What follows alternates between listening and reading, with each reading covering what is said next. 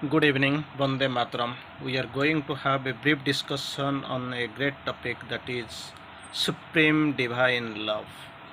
Sri Aurobindo quotes before us Supreme Divine Love is a great creator. Very interesting term, definition, very important thing Sri Aurobindo has explained before us. He has kept with a crystal clear manner, with brief felicity. He has tried to explain supreme divine love is a great creator. Just imagine creator, not only creator, it is a great creator who is love, divine love, and supreme divine love. So this is the topic of discussion we are going to discuss right now in this evening session of our discussion, that is on love, a supreme divine love. So while describing love, we go for many from many angles. Really, love. What is human love? What is divine love? What is divine's love? What is mother's love? What is supreme divine love? Many ways we have discussed in different times from writings of Mother and Sri Aurobindo. This session we are here to discuss supreme divine love here actually. Actually, we must know in a single sentence what really this divine love is meant. Divine love, when we quote that two angles we just imagine: love of the divine or love for the divine, and then divine's love. That is what the love is divine, love for the divine, love of the divine, and second one is divine's love. So Sri Aurobindo tries to explain in one single sentence, very small sentence, but I think it bears a big meaning actually, great meaning. One must divine oneself before one can bear the pressure of divine love. So this point of divinization, it is coming to the point because earth is not ready, man is not ready. This earthly surface, this base is not ready. If the base and Aadhaar, that is not ready, then how the index will stand there? That is what the question. So we keep explaining on when Mata Gange, when she descended into this earthly atmosphere, because that time actually earth was not prepared. So with the pressure of this Ganga, there is a possibility this earth will break into pieces. For that, the medieval arrangement was done. How was it? Lord Shiva came into picture through his hair, that is Jata. So this Ganga fell on the Jata of Shiva, and actually it flew on the earthly surfaces. Now we celebrate this Namami Gange. Ganga is a great term. Ganga is a great purifier. So here we have seen, and the second category, second definition we have seen, when supramental force descended, and there was no other option but to who will bear it, because this earth is not sufficiently prepared. So for that, actually, Sri Aurobindo only came into picture. He actually he bore the pressure of this supramental force, the descent he bore in his own heart, and he had to die at will.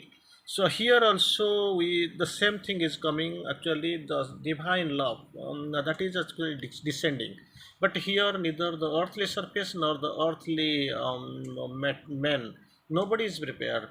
So for that, to bear the pressure of the divine love, what has to be done?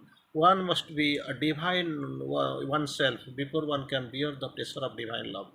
So divinization is must. One has to divine himself before he can bear the pressure of the divine love. So this is the first criteria we are going, and we are discussing in many ways. Then actually the point comes, what really this love is. Here in the course, love is a child and a seeker of delight. Love, it is a great thing, great experience here in the course. Love is a child and a seeker of delight. Love need have no other motive than love, because it is not nothing like human love. Human love is selfish.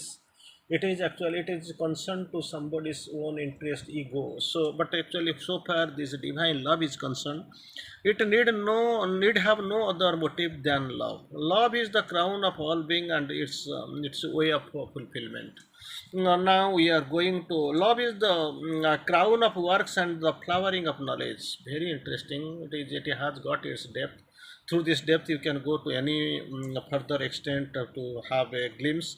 Love is the crown of works and the flowering of knowledge. Love is always a seeking of for union, for oneness. That is what the motive of love.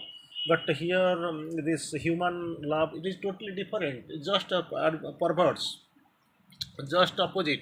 Love is always a seeking for union and for oneness, but human love, this is divine love, but human love is having some contrarieties. It is actually seeking away from the oneness. It is actually against the oneness, because it is totally confused, it is totally confined, it is totally narrow. So let us take a few lines from the mother's quotings, how she has seen this divine love. Mother quotes here, to know what love is. That is a great thing. Mother quotes, to know what love is. If one wants to know what love is, one must love the divine. That is the only way out. If one wants to know the what love is, that definition, one must love the divine. Then there is a chance of knowing what love is. Only by loving the divine, knowing the divine, there is a chance of knowing what really love is. I have said, the mother quotes, one grows into the likeness of what one loves. One likeness of one what one loves. So initially, this love must come, and you must know. I have said, one grows into likeness of one what one loves. So if one loves the divine gradually, so one if he loves the divine gradually through his this effort of love, one grows more and more like the divine. If he loves the divine, by the way, gradually he grows more and more like the divine, and then one can be identified. After knowing, second thing is identification.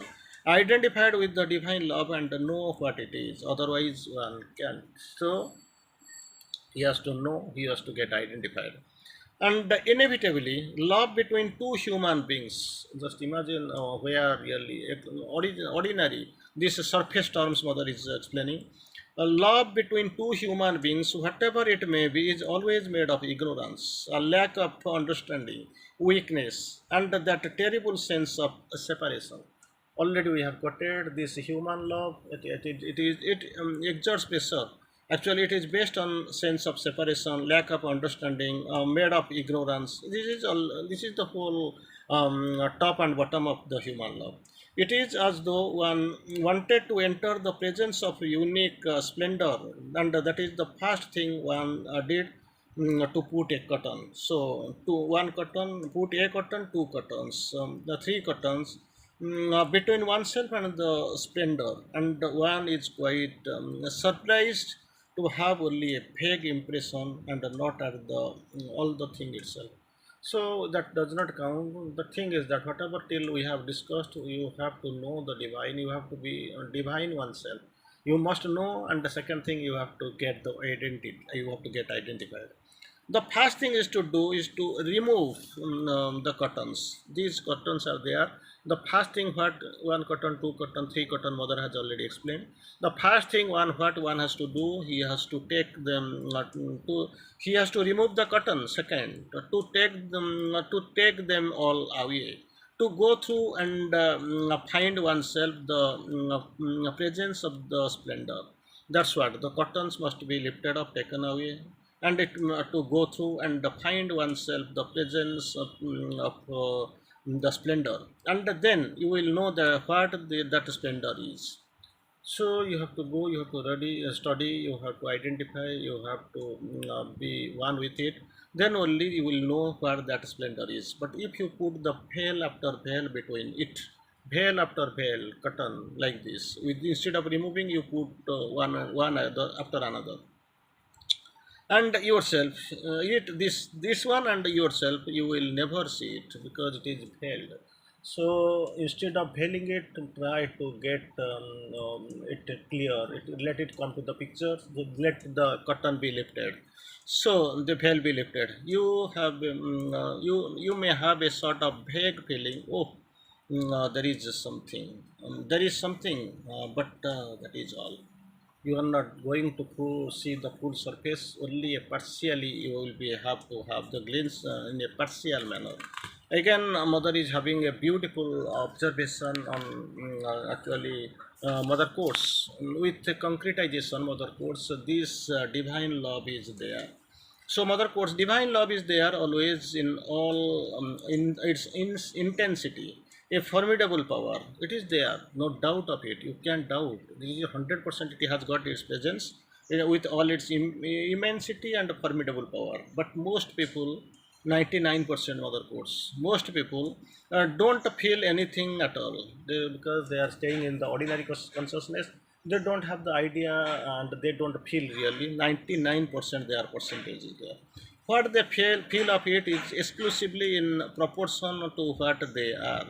What they are, what about, and second, and their capacity of receiving, according to their capacity of receiving, and what really they are really, according to their, that they feel that exclusion. For instance, mother gives one example, that you are bathing in an atmosphere, bathing in an atmosphere all vibrant with divine love. That you are bathing in an atmosphere all vibrant with divine love. You are not at all aware of it. Taking bath, but don't know, not at all aware of it. Sometimes, very rarely, for a few seconds, there is suddenly the feeling of something. You don't know, what really you are doing. You are not conscious where you are taking bath, but some feeling is there. You feel there is something. Then you say, oh, divine love, come to me. Then that feeling, that the call is there. What a joke, mother puts. It is just that you are simply, for some reason or another, a wee bit open, little bit open, only a wee bit open, and you feel, we have known, I have felt, I have seen, and it is with me like this. So you felt it, but it is there. Definitely, it is there. You have got the presence. That feeling is there, but realization is not that much fast. It is only a few, like the divine consciousness, it is, its presence is there. It is same thing, mother course, it is same thing, it is there all the time. It is with full intensity that one is not even aware of it. Presence is very much prominent, it is there, but the thing is that nobody is, that one is not aware of it. Or else in this way, spasmodically, then suddenly one is in a good state, so he feels something and says, oh, the divine consciousness, divine love has turned to me, have come to me. So these two adverbs, it has been used here. How this is spasmodically and suddenly, one feels something and says, oh, the divine consciousness, comma, the divine love have turned to me, have come to me. It is not all like that, mother quotes. It is not like this. That then first initially that mother quoted, it is what a joke, because without knowing they feel as if they have they have found something. Second thing, mother quotes, it is not enough, not like this. One has just a teeny little opening. There itself only feeble experience or feeble feeling was there. Here, teeny little opening, very teeny. At times like a pinhead, pin bead, mother quotes, pin head, mother quotes, and naturally that force rushes in with that experience, with that preparation. Only a very natural, some force rushes in, for it is like an active atmosphere. It is like an active atmosphere. As soon as there is a possibility of being received, it is received. Possibility of being received, when in that condition it is received. But this is so far all divine things. They are there, only one does not receive them. That is the problem, does not receive them. For it is closed up, blocked. One is busy with other things most of the time. They are not aware, they are closed up, blocked, busy with other things, so not able to get the very fluent touch. So most of the time one is full of oneself. There is no space, full of oneself, one self, totally clumsy, it is seized. So one is full of oneself, no place for anything else. And so you have to keep the temple clean if you wish to install there the living presence. When the temple is uncleaned, when the base is full, then what is the chance? If the glass is full of water, then where is the chance for milk to rush in and get you will be able to find the pure glass of water with 100% purity? No chance. Then one is very actively busy with other things.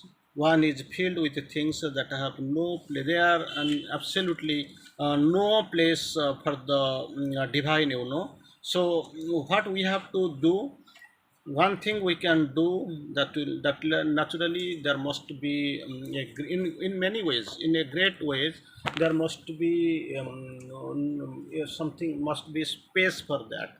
So that feeling must be there, the presence is there, and the receptivity must have, belief, faith, it must have, that receptivity must have, you must have the openings to the divine love, it will come. And for that, that adhar must be ready, the vase must be empty, the glass must be empty to receive a little bit of or entire amount of divine love. But the present mother is very sure that presence is very much dominant, it is there.